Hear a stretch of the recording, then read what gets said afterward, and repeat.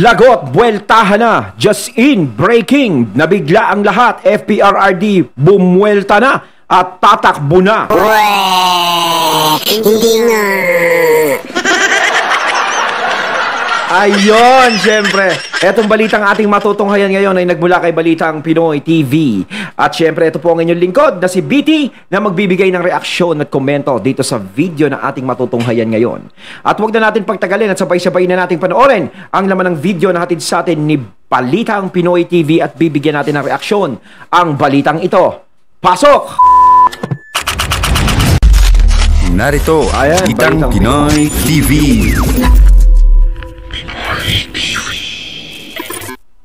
Magandang araw sa atin lahat mga kababayan. Ayun, Sir Pado, dito na naman tayo sa another episode ng ating vlogs. Pag-uusapan natin ngayon, ito po, no? Nagdeklara sa kanyang press Ayun, conference. syempre, bago natin simulan ang videong ito at bigyan ng reaksyon, nais ko nga palang magbigay ng credits dito sa boses na madidinig natin, yung bibigyan natin ng reaksyon ngayon mga katunay. Walang iba kundi si Sir Badong Arratiles. Syempre, supportahin nyo din ang kanyang YouTube channel mga katunay. Pagpatuloy natin. Conference kahapon sa mga taga Davao, mga media ng Davao, na siya po ay tatakbo bilang mayor ng Davao City. Kaugnay po niyan, marami rin siyang binanatan. At katulad ni Pangulong Marcos na tinawag niyang President Ayuda, abolish niya na rin ang NBI at police. Ang Kongreso na lang daw ang mag-imbestiga. At syempre, nangako ulit siya ng panibagong war on drugs. Pag nahalal na mayor ng Davao. Si Garma din na may sinagot niya rin yung issue kay Garma. At muli niya po sa mga nalilito. No? Nilinaw po ni Tatay Digong na bagamat si Marcoleta ay hindi PDP, ay sinusuportahan niya. Dahil magaling, mahusay, prinsipyado, etc. etc. Yes. Yan po mapag-usapan natin, pero bago yan, kung bago ka pa lang dito sa ating channel, mag-subscribe ka na. Ayan, dahil ito lang ang tanging channel. subscribe kayo kay Sir Badong Arratiles. Una sa balita, uli sa impormasyon, kaya ano pang hinihintay nyo? Pindot na. Okay. Nakakatuwa po, katulad na nasabi, no? Opo, tulog na tulog ako. Nakatulog po ako ng mahimbing. Bawing-bawi po ako sa tulog ngayon kasi ang aga natin nagsimula kagapon. Nakatulog ako ng maaga talaga. Habang nakikinig kay Tatay Digong. Yung mga Bisaya na po pinag-uusapan, hinila na ako ng antok. Pero nagising nga ako, nagbibisaya-bisaya. Hindi ko na talaga maunawaan. Pero yung gist ng mga pinagsabi, una, no, nakakamiss po. Alam niyo, nakakamiss po si Tatay Digong, yung talk to the people niya, no? Yung talagang no holds barred, natawanan lang, no? Nakakamiss. Yung mga tanong na kahit na ano, sasagutin ni Tatay Digong. Si Tatay Digong kasi, nung naging presidente siya, hinahaluan niya talaga ng pagkakwela. Kaya may nalilibang tayo kay Tatay Digong nun eh. Iba siya mamuno eh. Nilalagyan niya ng mga komedya, ganito. Hindi masyadong seryoso, hindi katulad ng iba seryoso. Meron nga, di ba? Meron nga yung nagfi-feeling na maging kwela siya. Pero hindi naman nagkiklik sa mga tao. Diba? Ulaan nyo kung sino yan, mga katunay, oh. Ang makahula nung kung sino, bibigyan ko ng 1,000. Hindi nga. Alam mo, may pambigay eh, no? Diba? May paano pa siya. Bumisita siya sa Davao eh, no?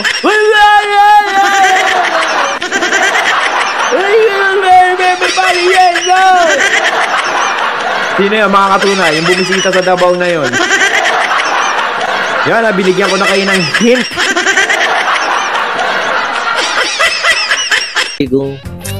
Nakakamiss po yun eh, yung mga pag-ata-atake niya, no? Kaya alam, medyo mellow na lang siya ngayon. Okay, pinaliwanag naman niya, talaga naman pong mananalo si Tatay Digong sa senador kung gusto. Ang problema, sabi niya nga, no? Papatayin niyo na ako. Kasi mahirap po talagang tumakbo ng senador kasi nga yung travel, yung kinakailangan mong umikot. Kung po pwede ka lang manalo na hindi umiikot, bakit hindi, di ba? Tama yon, no? Kasi nga alam natin, pag si Tatay Digong is tumakbong senador, alam natin yan, talaga kahit saang lugar pupunta ka niyan. Mangangampanya ka eh, sa iba't ibang lugar. Pero sa kondisyon ni Tatay Digong, kahit gustong-gusto natin si Tatay Digong na mamuno uli sa ating lahat, di ba? Is wala na tayong magagawa doon. Basta ang importante sa atin is nabigay na ni Tatay Digong ang best niya nung siya'y naging presidente. 'Di ba? Kumbaga, ang pwede na lang mag-continue niyan yung mga anak niya eh. 'Di ba? Kung ano yung tiwala natin sa ama, ganun din ang tiwala natin sa anak. Dahil nakikita naman natin sa anak na itinutuloy nila kung ano yung naging prinsipyo ng ama nila. 'Di ba? Kaya yun ang maganda. Ngayon, para sa akin, okay lang din na tumakbo na lang si Tatay Digong sa pagiging mayor. Kung tatakbo siyang mayor ng Davao, at least diyan lang siya sa Davao. No, hindi na masyado siyang mahihirapan sa kalagayan niya. Siyempre may edad na siya. Kailangan dapat nga si Tatay Digong, 'di ba, is nagpapahinga na ngayon. Sa parelax-relax na lang sa bahay, panood na lang TV, papasyal-pasyal, dapat ganun eh. 'Di ba? Hindi na siya nagkakaroon ng stress. Pero hindi niya mapahinga yung sarili niya dahil sa nangyayari ngayon sa bansa natin. Hindi niya naman siguro parang hindi niya gusto ibigay ang Davao kung kani-kanino lang. 'Di ba? Kaya kahit ganto ang katawan ko, kahit medyo may edad na ako, medyo kaya dapat nagpapahinga na eh. Pero kailangan pa rin. 'Di ba? Kailangan pa rin na hindi mapunta sa kamay ng iba ang Davao, parang ganoon. Kaya tatakbo siyang mayor diyan. Pero yung hinihiling natin pagiging senador, medyo malabo na siya doon. Kahit gusto natin o kahit gustuhin man ni Tatay Digong, medyo syempre yung katawan niya hindi na masyadong aangkop doon. No? Dahil nga naman nakaka-stress, nakakapagod yun. At isa pa, pag nasa Senado ka, lalo yun, nakaka-stress yun. Kaya mas maganda kung may tatakbo mang senador, no, mas maganda yung mga sa anak niya na lang, kay Pulong o si Baste. Di ba mas maganda, ganun na lang eh. Kasi, sinabi nga ni Sir Badong, kung tatakbo si FPRRD senador, sigurado mananalo yan. Di ba? Sa Davao, sigurado mananalo yan eh. Na mayor, per senador, mananalo din naman yan. Pwede niya lang magpatakbo siya ng anak niya. Diba? Sa Senado. Kaso hindi po yan yung estilo nila eh. Mga ano po yan eh. Kumbaga mga OG, no? Kumbaga mga talagang ang kampanya nila, yung kamay-kamay, yung nakikita ng tao, yung nag-i-speech. Diyan po sa mga entablado. Doon po sila nakakakuha ng enerhiya eh, no? Sa mga ganun pong estilo ng pangangampanya. Kaya very tasking. Yes. Na po sa kanya yung mga kampanya. Mananalo si Tatay Digong talagang bilang senador, pero talagang ganun, no? I-give up mo dahil meron na siyang mga physical, meron ng balakid na physical, no? Hindi na po kaya ng kanyang katawang lupa. Kung gusto niyo mag-collapse, sige. Kaya bigay na natin sa kanya kasi ayaw man nating maging biyaya lang siya ng Davao City. Gusto natin siya na magpatuloy bilang biyaya para sa Pilipinas. Hindi na po talaga kaya. No? Yun na lang, unawain na lang natin mga katunay. Yung may gusto talaga si FPRRD na tumakbo pa sa Senado is, syempre, unawain na lang natin kung ano yung kalagayan ni Tatay Digong. Importante na jadyaan naman yung mga anak niya na maaaring magtuloy ng legacy niya. 'Di ba? Kung gusto natin na tayo is maambunan ng kalakaran ng mga Duterte, edi yan, mapatakbo yan sa mga anak niya. O kaya pa si BP Sara, baka sa 2028 tumakbo presidente, 'di ba? Doon na lang ibigay yung suporta na dapat ibigay sa kanila. Pero si Tatay Digong, ipas na muna natin, no? I-excuse na muna natin 'yan dahil bayaan na lang natin si Tatay Digong na mag-concentrate sa Davao para makapagpahinga din siya ng maayos doon kahit papaano. Kape sa umaga, Buds. Thank you very much kay OFW Hero na nagbigay ng 199. Wow! Kaya marami po ako hindi naintindihan.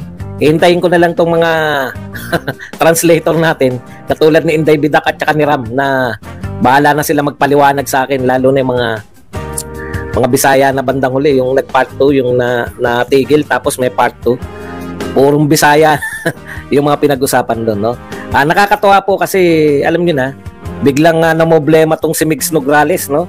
Kasi nga naman, kung mukhang bubuhusan dapat ng pondo yung Davao City, kung ang kalaban niya si Baste, yun yung pinoproblema rin natin na mukhang mapupwersa si Baste na mag-mayor. Dahil pag umalis siya pag tumakbo siyang senador, baka samantalahin ng mga Nograles, di ba? Kung patatakbuhin lang nila yung mga konsehal nila ngayon. Ngayong si Tatay Digong ang mananalo, siyempre, sabi nga ni Tatay Digong, mananalo naman siya. Sabi niya nga, hindi niya nga kinakailangan ng mga marami pang yung kompleto pa dahil alam na natin yan na si Tatay Digong talaga 100% mananalo sa Davao yan. No, kahit magbuhos pa sila ng kahit maraming pondo diyan, 'di ba? Baliwala lang lahat 'yan. Hindi uubra 'yan. Kaya kung ako sa kanila, wag na nila sayangin ang oras nila, 'di ba? Mukhang ganun yung pag-iisip ni Tatay Digong, no? Mas konti na lang, hindi na bubuo na may slate. Kasi nga, financially, problemado, no? Di ba? Yan po ang problema, kahit po sa senador, no? Talagang kahit huwag na nga siyang mangampanya, doon lang siya sa loob ng bahay, sigurado mananalo siya eh. Kayod po ng, kayod talaga itong mga senador natin, lalo na kung sa survey pagbabatayan, 10 sa 12 ay panay po mga senador ni Marcos. Pero malakas po ang dating nitong mga bagong yung mga bagong mukha sa Senado katulad ni Marcoleta, itong si Ipe. Sila po nagpasikat kay Ipe. Pinasisikat ng mga kalaban si Ipe sa pamamagitan. Katulad din po ng pagtutol nila kay Inday Sara. Ganyan din po ginagawa nila kay Ipe ngayon. Si Ipe, biruin mo, napopromote siya ng walang humpay. Habang binabanatan siya, lalo po natin dapat, alam niyo po, no? Isa lang po. Kaysa kung kani-kanino pa ako bumoto, no? Si Ipe na lang din iboboto ko. Diba? Mas pagkatiwala ko na lang kay Ipe. Sinasabi nila na ano ba ang magagawa ni Ipe? Meron yan. Sinisigurado ko sa inyo, merong magiging silbi si Ipe sa Senado kung sakasakaling siya'y manalo. Darating yon, yung sinasabi kong yun. Kung ano yon, abangan natin. Sigurado yan. Po ang ating natatakot lang sila kay Ipe kasi nga si Ipe, di ba? Kita nila artista, sikat din. O, yung mga artista nga nanalo eh. Si Bong, si Jinggoy, si Ipe pa kaya. Makukompleto na yung mga barkada ni The Boy, no? Isa lang po ang ating gusto nila ipahiya eh. Bubuhusan nila ng budget yung mga Nograles para mapahiya. Nakakahiya po kasi yun, yung natalo ka mismo sa Davao. Pwede po nilang gawing puhunan yan sa hanggang 2028 na Davao nga, hindi nyo na ipanalo eh. Davao nga, wala nang tiwala sa inyo, hindi po ba? Pero kung si Tatay Digong, kahit na ano po sigurong gawing magbale-balentong at mamudmud ng mga pera dyan. No? Okay. Kapag yan, si FPRRD ay nanalo sa Davao, ibig sabihin yan, malaki ang posibilidad na si VP Sara ay manalo sa susunod na eleksyon sa 2028 kung tatakbo siyang presidente. Di ba? Yan ang pinaka-test nyo dyan eh. Kapag si Tatay Digong is natalo, yun na ang ibig sabihin na ayaw na ng tao kay Tatay Digong. Mismong taga Davao ayaw na sa kanya. Pero kapag yan ay nag-landslide, nako, pack up na kayo. Diyan mo malalaman yan eh. Kapag yan nag-landslide ng pagiging mayor, nanalo yan, no, malaki ang nakuha niyang boto sa Davao, ibig sabihin talaga gustong-gusto sila ng tao at patuloy pa silang sinusuportahan. Ang Duterte power ay hindi pa nawawala. Diba? Talagang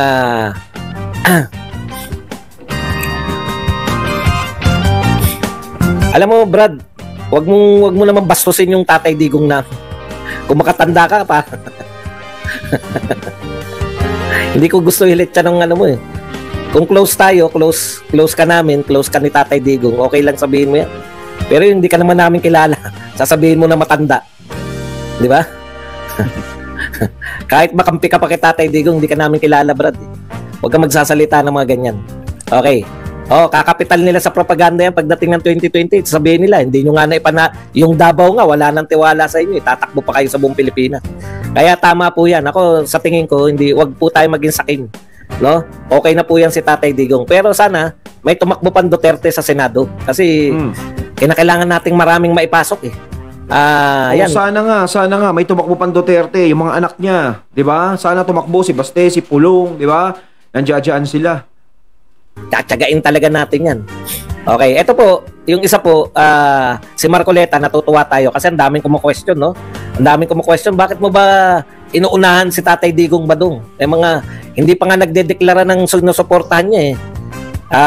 Susuportahan mo kagad. 'Di ba? Ganyan yung mga naririnig ko eh, na minsan nagdududa rin ako, bakit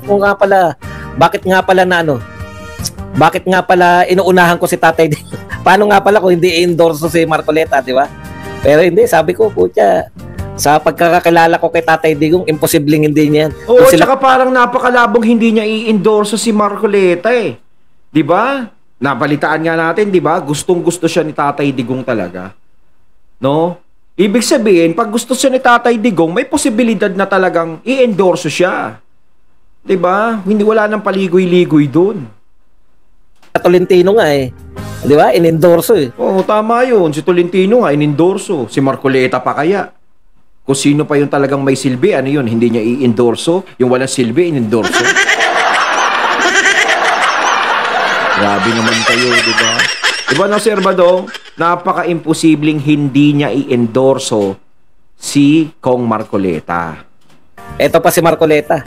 Kaya tama po tayo na magiging i-endorse po ni Tatay Digong itong si Marcoleta. Kaya okay na po yan. So far, meron po tayong tatlong nagpasa ng COC. May isang nagpahayag. PDP po kasi, kaya matik na to, no? Si Attorney Jimmy Bundok. Ika-4 po na PDP na nagpahayag po na tatakbo. At saka si... Jimmy Bundok, yan ba yung singer? Tanong ko lang mga katunay, correct me if I'm wrong. Marcoleta. Hindi po, purpose kasi. Si Tatay Digong kasi hindi naman po siya magdedeklara ng mga susuportahan niya. Yun nangyari po, press con niya po yun. Kung ano po tinanong. Ang alam kong tinanong si Marcoleta at saka si Ong. Bisaya, hindi ko masyado maintindihan eh. Si Ong yata, no? Hindi ko makuha yung ano na yun. Pero tsaka ko kay Marcoleta kasi inulit-ulit niya na iboto natin si Marcoleta. Hindi ko alam kung si Ong yung isang tinanong na ano ko na eh. Kaya hindi po siya nag-press con para i-deklara yung mga susuportahan. Hindi po. Tinanong lang po. Tinatanong po siya. Sinasagot niya lang yung tanong. Hindi po siya ano. Yung nalaman niya na may cancer, di ba? Unahin mo. Ewan ko Bisaya Pero sa tingin ko hindi niya wala siya nabanggit na suportahan dahil nga, di ba yan yung sinasabi ko rin dito? Kung pagaling muna tsaka na yun. Hindi, para sa akin kasi mas maganda kay Doc Willie Ong No, ako gusto ko talaga si Doc Willie Ong. Gusto ko na magserbisyo siya talaga sa Pilipino. Gusto ko manalo siya ng senador. Kaso nga lang sa kalagayan ni Doc Willie Ong, 'di ba? Kailangan pag ikaw ay nagpapagaling sa iyong sakit, kailangan lumayo ka muna sa mga stress. Kasi kung sakasakali sa Senado, kasi alam naman natin nakaka-stress 'yan eh. Hindi basta-basta nakaupo ka lang diyan, hindi basta-basta ganun lang, magkakaroon ka pa ng stress. Baka yan pa yung magdagdag sa sakit ni Willie Ong. Kaya mas maganda is nagpapahinga na lang sana si Doc Willie. Although gusto ni Doc Willie talaga na makatulong sa mga tao dahil alam naman natin na talagang ang agenda niya talaga ganyan. Kaya nga nagkakaroon siya sa YouTube channel niya na mga tips, no, para sa mga sakit, no, paano natin maiiwasan, 'di ba? Gusto niya talagang makatulong sa mga tao. Pero sa ngayon sa kalagayan ni Doc Willie Ong, mas maganda pagaling muna si Willie Ong, magpahinga muna siya, 'di ba? Lumayo sa stress. Kasi hindi ko naintindihan dahil Bisaya pero hindi niya sinabi na suportahan eh. Kuya, yung kay Attorney Vic, yung tinaas ng PDP na si Sir Jan Ebasco. Wag po. Wala po kasi nagtanong kay Attorney Vic. Wala po nagtanong, kaya hindi po niya nasagot. Pero naniniwala rin ako na si Vic Rodriguez ay isa po sa magiging lineup ng PDP o guest candidate ng PDP. Ang sabi po is magpagaling daw si Doc Will. Yan po ha. So hindi po talaga siya formal na. May nagtanong lang po. Tinanong po si Marcoleta, tinanong din si Doc Willie Ong. Malinaw po 'yan ha. So yung iba po baka sabihin, hindi naman po wala naman po nagtanong ng sino pa yung ibang endorso niya. Wala pong ganun. Okay. So punta na po tayo rito. May mga si Diwata hindi nyo endorso. Si Diwata nagagamit lang yun ng mga politiko. Nungan din po. Maganda po 'yan, no. Ito po, alam nyo, kaya nga pinoproblema nila masyado na si Tatay Digong, may mga yung usapin po ng mga drug lord, di ba? Sabi ko nga paulit-ulit naman si Tatay Digong. Ano pa bang gusto niyo i-expose si Tatay Digong na nilihim niya ba? Ngayon po tumatakbo na mayor, ano naman sinasabi ni Tatay Digong? Magsilayas na kayo rito yung mga nag-ano ng droga. Nako, pag nanalong mayor yan, nako ha. Lalong-lalo na, nako, magtago na kayo lahat. Paano yan? Kailangan pag tumakbong mayor si FPRRD, kailangan yung vice mayor din is kapanalig din nila. 'Di ba? Kailangan may nakasuporta kay FPRRD diyan. papatayin ko kayo. Takantaka ko rito sa mga congressman natin. Gusto nilang pasamain si Tatay Digong doon sa ginawa niya na kaya yun ang Bura-bura. Gusto nilang pasamain si Tatay Digong doon sa ginawa niya na very popular siya. Di po ba kaya po siya popular dahil nag-conduct siya ng war on drugs eh. Kaya yun nga ang problema, no? Kung ano pa yung nakatulong sa bayan natin, yung nakapagpatahimik, nagkaroon ng disiplina yung mga tao, yun yung ayaw nila. Ang gusto nila, di ba, yung maraming kriminalidad, maraming drogang kumakalat dito sa bansa natin. Magugulat ka na nga lang, baka mamaya maging legal na yan eh. Kita mo yung mga nasangkot nung kay Tatay Digong, yung mga nahuli, yung mga nakulong na nasangkot sa mga droga-droga na yan. Ngayon nakakalaya na. O, di ba nababalitaan natin? Diyos ko po, tas tatakbo pa.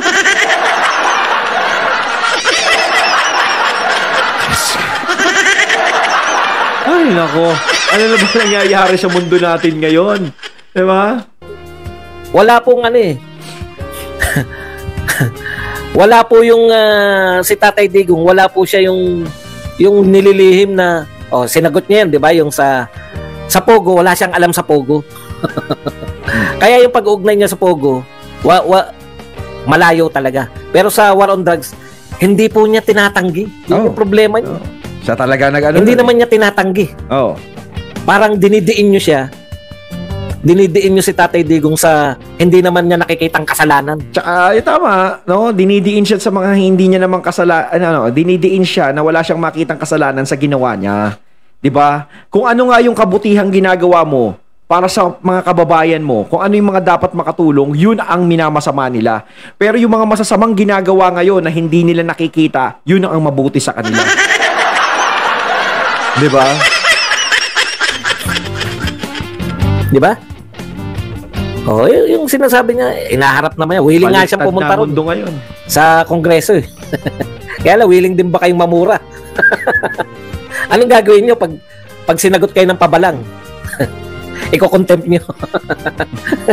Iko-contempt nyo ba si Tatay Digong pag pinabalang-balang kayo? Ayon, natating nato ngayon ng video na nagbula kay Balitang Pinoy TV at syempre nato ngayon natin ang boses na yun na binigyan natin ng reaksyon. Walang iba kundi kay Sir Badong Aratales. Kayo mga katunay, anong masasabi nyo tungkol dito? Comment lang po kayo sa comment box. So once again, I'm BT and I'm out. Peace.